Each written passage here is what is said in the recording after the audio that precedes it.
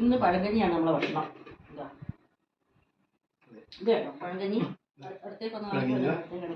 ഇത് പഴങ്കഞ്ഞി, ഇത് ചിക്കൻ, മീന്, 2 ടൈപ്പ് അച്ചാറ് ഒക്കെ ഉണ്ട്.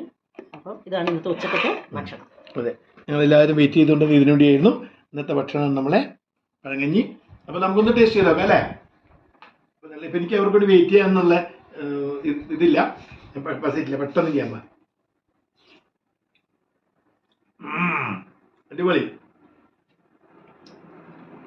അച്ചാറ്,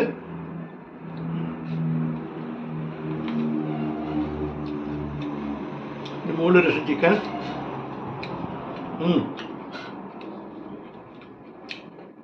ശേഷം വറുത്ത മത്തി.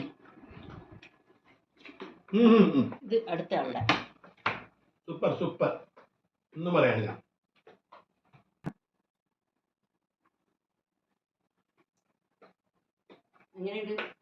അടിപൊളി. ഞാനിപ്പോൾ ടേസ്റ്റ് ചെയ്ത് നോക്കി.